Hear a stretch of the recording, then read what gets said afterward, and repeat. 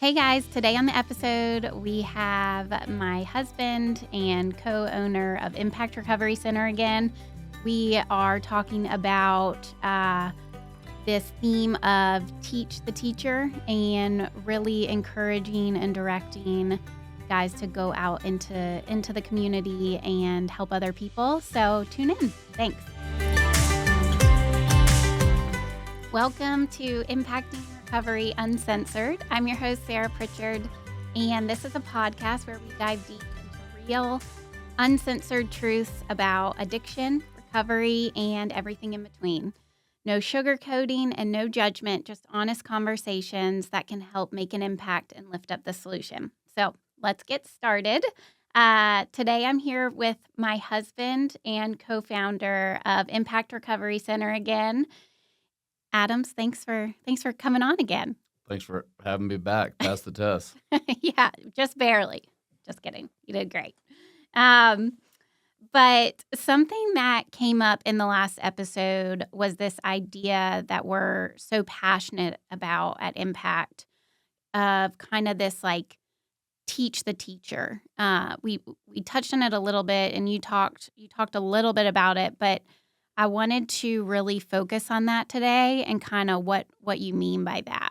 Okay, yeah, and there's a lot that goes through my mind when you say that, so maybe we can go back and forth a little bit and see if it'll all come out.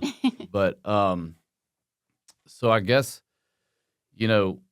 so often when people are sending their loved ones to treatment, right? They're so focused on, that individual, and it's all about him, right? Like he's got to get so much help. He's so fragile, and it's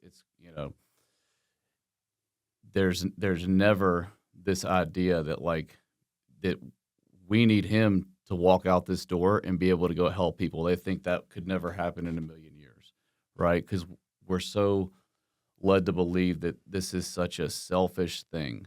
But what's so crazy is like the root of my troubles is this selfishness and self-centeredness, and it's going to kill me, right?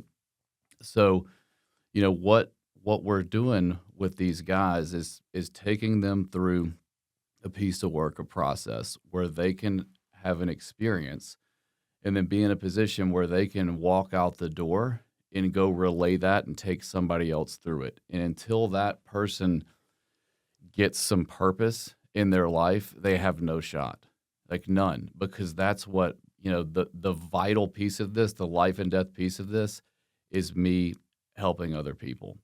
It's not optional. It's not, Yeah, and you touched on the selfishness piece, right? Like that is our problem. We're so self-consumed and we don't even know it.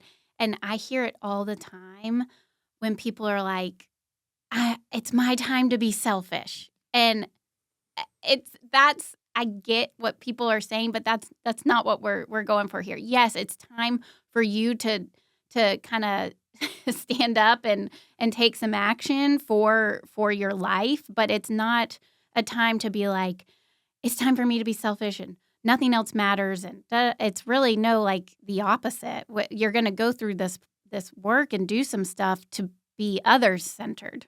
Right. I mean, and I heard for so many years, like, this is a selfish program. And I was just this brainwashed with that. And that's really what I believed.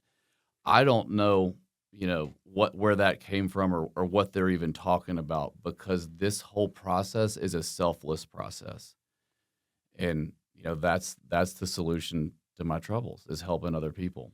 Well, and yes, I've been told like this is a process of removal. Yeah. And because we have too much of ourselves. And so of course, when a family member or a person is coming into a program, they are focused on like, how can I get better? That is like, how can I stop drinking? How can I stop using? So that it makes sense.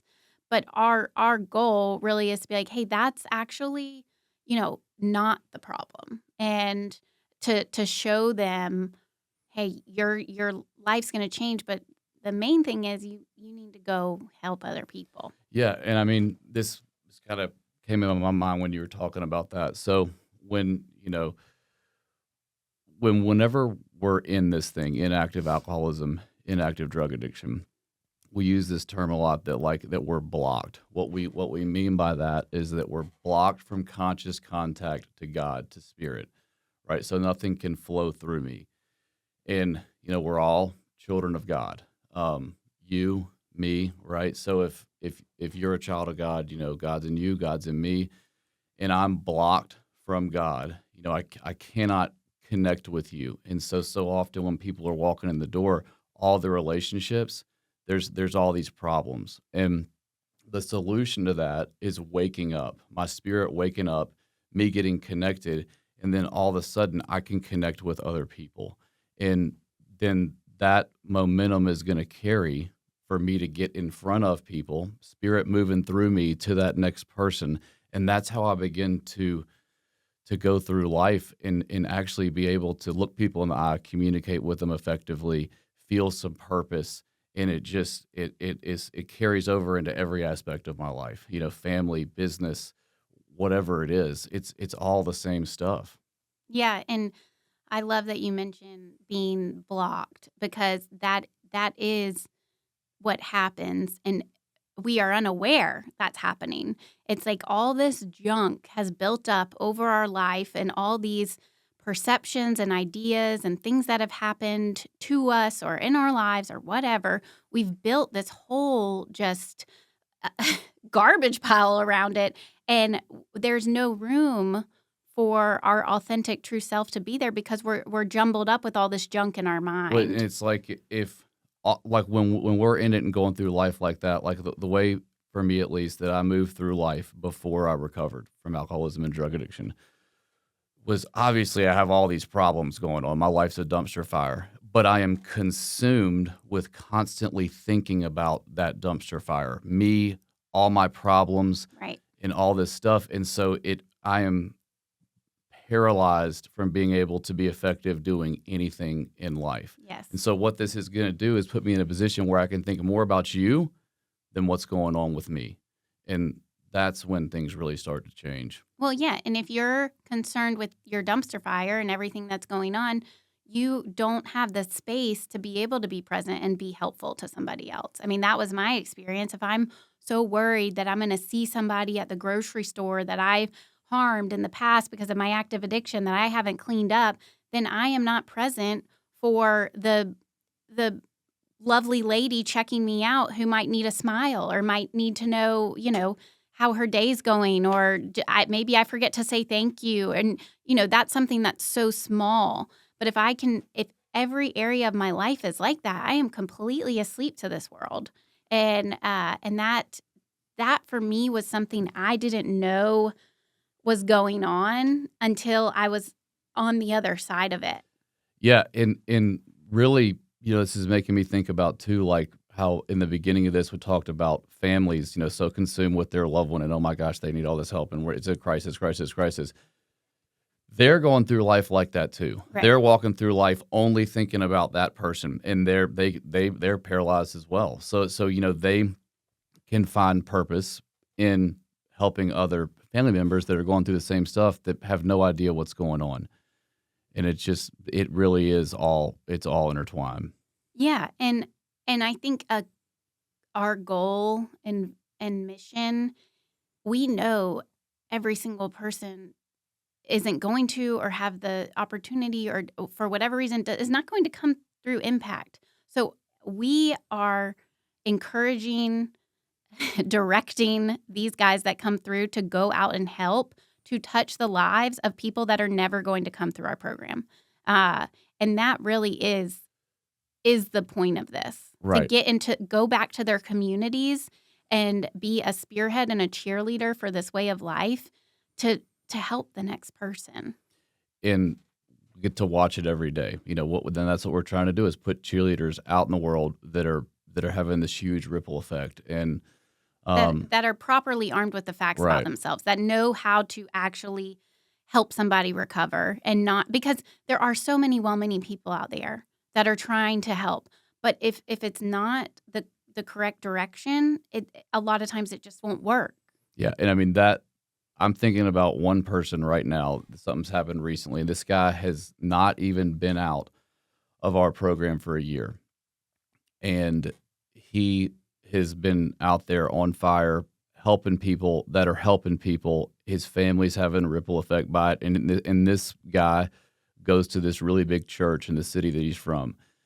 That whole church has been buzzing, and I'm talking about thousands and thousands of people in their congregation. They filmed a video of him and put it out for like the Thanksgiving service, and the people in his whole circle. I've been seeing all the texts they're sending me from literally hundreds of people that are reaching out to this one guy, and that's one person, Right. and we have hundreds of people out there doing that, and that's what we're trying to do is impact people that we never even going to meet them. Yeah, exactly. In this tiny little place that's doing that. Yeah. And that's, makes me think of all the time people are like, oh my gosh, what y'all are doing is so cool. Like there needs to be more of that. There are so many treatment centers out there. We have way too many treatment centers. That's not the problem. The problem is we need better because none of them are, and I mean, it's just things are ineffective. Yeah. They're not good. And there's more opening up every single day. What we need is better. Yeah. Well, and and it just makes me think of how impact was created, right? Like you went to 17 different treatment centers and and how Chad, he went to treatment. Myself, like we're not different.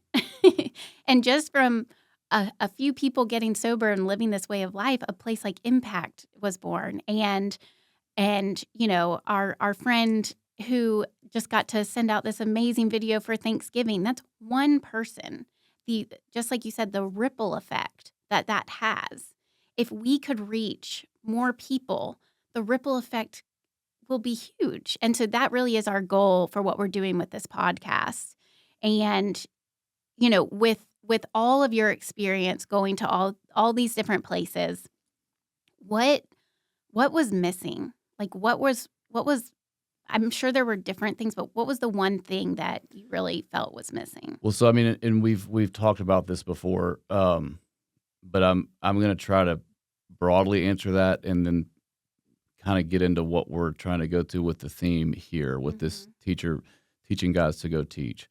I was just a product of the treatment environment that's out there right now, where everything is the same. It's all the same curriculum. It's every single person says our unique tailored approach. None of it's all the same, all of it. Only thing that's different is the amenities. I kept going to these places, having the alcohol and the drugs ripped away from me, right? My solution to life taken away. And then I didn't do anything in there to get any relief, to tap into any other solution. And I would just walk right out the door and have to go get relief, right? And so, what we did was build a place where people can actually go through the process to get in touch with that relief, to have an experience, to recover in treatment, so that when they leave, they've done the heavy lifting. They're just going to go plug and play, right? And it made me, I was kind of thinking about this when I looked at some of those questions you were going to ask me, and how that would relate to this topic, okay? So right now it's cold, right? For all you sports people, like I'm a huge sports, it's basketball season, right? So let's say that, kind of use this analogy. Always a sports analogy. Yeah, so what if my life, what if I had never played basketball, never watched a basketball game, had no idea what it was? But all of a sudden now I'm going to die unless I go to some place for 30 days, right? And learn how to play basketball, and learn how to play it well enough where the second that I walk out the door, I can go be a part of the starting lineup, the starting five, and help that team continue to succeed. But what I did in that 30 days before I go start my first game, day one, walking out of the door of that place, was all I did was lift a few weights, do a little bit of cardio, right? And then on the last, read about basketball. No, it's not. The last day, right? They were like, all right, look, here's what your life depends on when you leave here. You got to go learn how to play basketball. And by the way, you're starting tomorrow night for the Chicago Bulls, right? I have no shot. Yeah. I'm going to die, right? And that's what's going on right now in treatment. So what we're doing is immersing these guys in basketball that have never seen it before, meaning like, yeah, they're going to do some cardio and they're going to lift some weights. they're also going to learn the fundamentals of. They're going to learn how to shoot a layup, right? How to shoot a foul shot, how to make a bounce pass, right? How to play defense, how to play offense, how to transition. Every single thing about the game and the rules and all this stuff. Then they're going to walk out the door and they're going to go be able to play. Yeah. I love that. That's exactly what we're doing. It's a great analogy. And I think that ties into kind of what you said was missing Yeah. with your experience, because it's hard. It's not doable, but it is hard when someone is saying like, "Hey, when you leave, go do this, this, and this." Because for me, it was just really scary because it was so unknown, and I didn't necessarily understand the need to really go out there into the recovery community and recovery circles. And once I actually, and this was a lot of trial and error and a lot of pain before I actually engaged in this process. But once I had an experience around that, I'm like, man, I wish I would have been doing this long. Like, I wish I would have jumped into this sooner. And so our guys get to do that day one. They get to start having an experience day one, which is going to propel them to continue to seek this power and this experience when they leave. Right, and the problem right now also in the world is, and this is just a fact, I'm not trying to upset anybody, it's been happening really since the 1950s, 1960s, but the recovery circles outside that people's life depends on are just as filled with problems as the treatment world is now today. So people walking out the door of a regular treatment center and their life depends on going to get plugged out of this stuff afterwards. I mean, I would venture to say they have a 95% chance of not finding what we're talking about when we're leaving, even if they're trying to seek it. So what we're doing is removing that from this. We're taking that out of the equation to where they've already done the good stuff, and Right. then when they leave, it's very different. Well, and we don't want somebody to have to go through the experience you went through. We want them to be able to not have to do that. So that really is the reason why Impact was created, or part of the reason why, and that we're doing this podcast is just like, we don't want somebody to go through the experiences we had. Our experiences are very different, but we both experienced a lot of pain and a lot of And when we built this thing really with the intent for those individuals, people that had been in and out, hadn't stuck, they're missing something. But what we have come to find out is, we're still built for those guys, but the people that come here first, which is why we're doing this podcast, we're the alternative, to make this your first shot. Something that I looked at a few months ago was that in the about 5 years that we've been running, people that came here first that didn't have a bunch of unlearning to do, I think every single one but 2 of those people in 5 years are out there kicking butt. Yeah. That's crazy. Yeah. Okay, so in these years of recovery, I would love to know kind of what your recovery looks like today and how that trickles into every area of your life. Yeah. So what it looks like today is, like I am current on my amends, these cleaning up these harms from my past, right? If something new pops up, I go clean it up. I work with the disciplines of steps 10 and 11 on a daily basis. It's a huge part of my life. I'm engaged in service. I sponsor lots of people who sponsor people.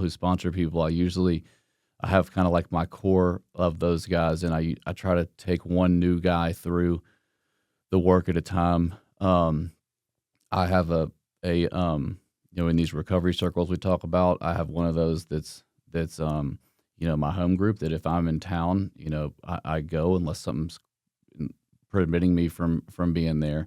So that's, usually once a week, but not every week. And, when I was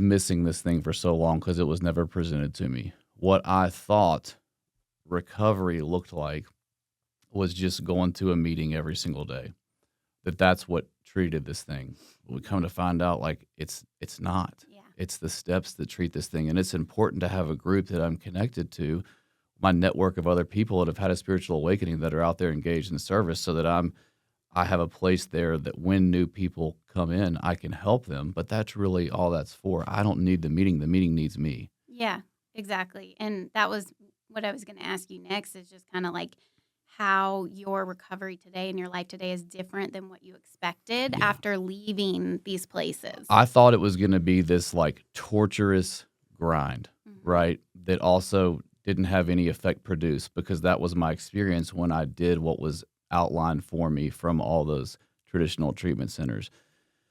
And what I have come to find out is this is the easiest thing in the world, and it just becomes second nature. It becomes Right. like breathing. Yeah. And I get this permanent effect produced that actually only gets better over time. I was also so hit with this idea of like it's all maintenance, and like this stagnance. And this is about growth, right? Like that's what this is all about. I continue to do this stuff so that I can continue to grow, and this relief that I experience just gets greater and greater and greater. And I'm also more effective the longer I do it, and I can just start to go through life having this continual experience. Yeah. And that is so important for people to know, because when you would get out of treatment, or anyone, including myself, or drink again or pick up again, you mentioned it earlier, it's your solution. So it provides you this sense of ease and comfort, and it has a profound effect produced. So you've got this sense of ease and comfort over here that works, even though it always goes down a bad path at some point. It works even for a moment, right? And so if we don't have something that's going to provide the same thing and more, we are going to go back to this every time. Yeah. It's not a matter of if, it's when, because we have no other solution over here. And so that is so important for people to know, because a lot of people are scared that life is going to be like, what does that look like? What does life look like without alcohol or drugs? My whole life was around that, every dinner, every social outing, everything I did revolved around alcohol, even before it got bad, even before it progressed. And so it was a little daunting to be like, well, wait a minute, what alcohol, no alcohol forever? But that is also not the language that's going to resonate with an addict or an alcoholic. That what's amazing about this process is that that's not even a thought. And what you just described, somebody on the traditional side would say, Sarah, you have to change all of that. So you're like, well, what do I do? Yeah. But we don't need to change any of that. What needs to change is you. Right. And then you can go be a part of all those things you described and add to it and experience it instead of ruin it. Yeah. Yes.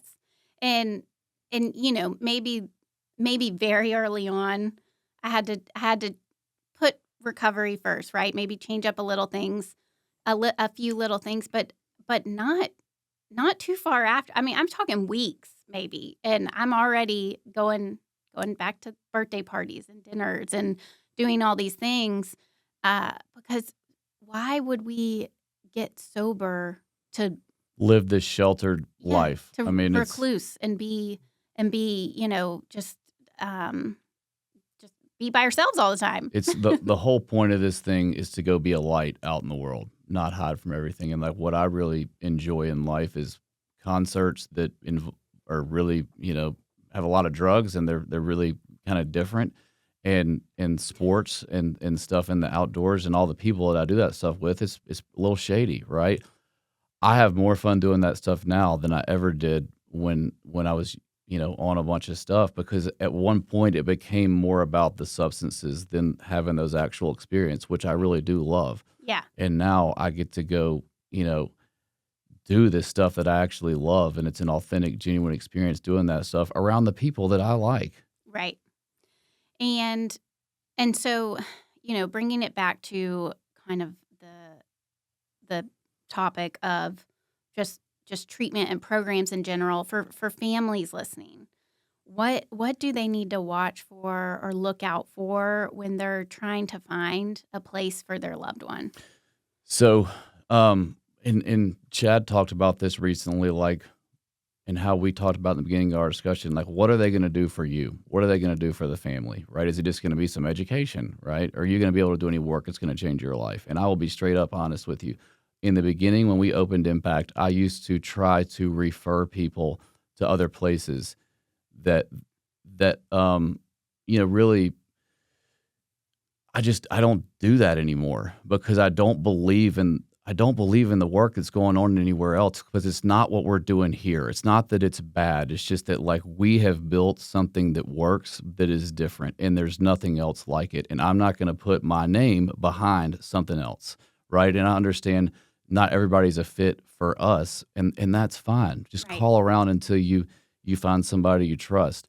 And people that can't come into our place like for financial reasons, what I really enjoy doing is trying to help them piecemeal some stuff together out in the real world. And I can't tell you how many hundreds of those people that we've gotten to help and get plugged up with some stuff that's not real traditional treatment that still stay in touch with me today Yeah. and tell me how incredible that is. And it's just Well, and that's something that we talked about very early on when answering phone calls. Like, if they're not a fit for us, we're going to do everything we can to try to at least plug them up with somebody, if we can. And because we have this army of people out there that are ready to help those guys. right, yeah, which is It just took a while to get there. Yeah.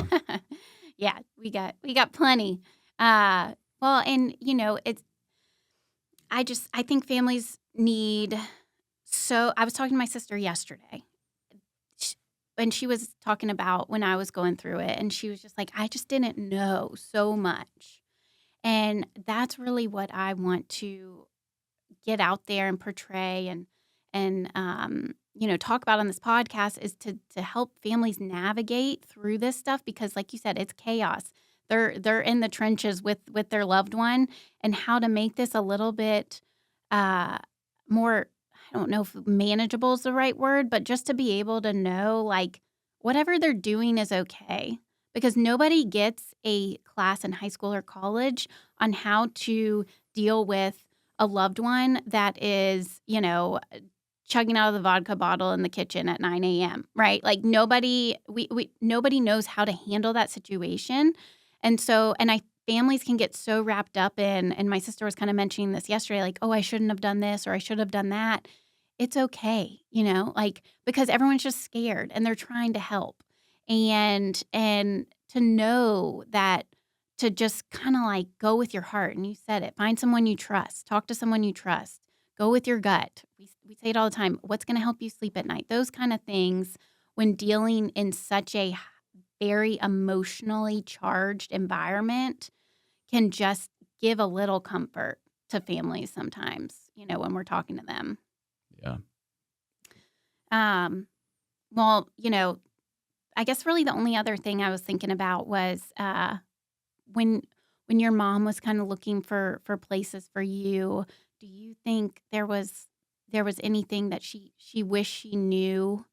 Probably everything that we're talking about. Yeah. And the thing is like, not trying to sugarcoat it, but, I got well a while, years ago. Mhm. And at that time, there were a few places that operated close to how we're operating today, but they were so successful, they're all gone now. They've been bought, they've been changed, 3 different ownerships or what. It's just they're not out there anymore, and she found the closest thing to this towards the end, and it did sound different, but Yeah. it's not there anymore. Right. Well, and because it's such a niche and very different than mostly what's out there, it makes it that much harder to find it. Yeah. Was there anything else that you wanted to add? I know we were really focusing on kind of teach the teacher and got a little off track, but was there anything else you wanted to add kind of around that before we wrap up? I think that was great. Thanks for having me on. Okay. Well, thanks for coming. All right. Thank y'all so much for tuning in today. Another episode of Impacting Recovery Uncensored.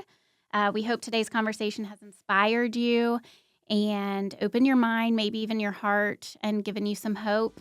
But remember, you're not alone. If you found this episode helpful, share it with someone who needs to hear it. And don't forget to like and subscribe and follow us on social so you never miss an episode. But until next time, keep making an impact. Bye, y'all.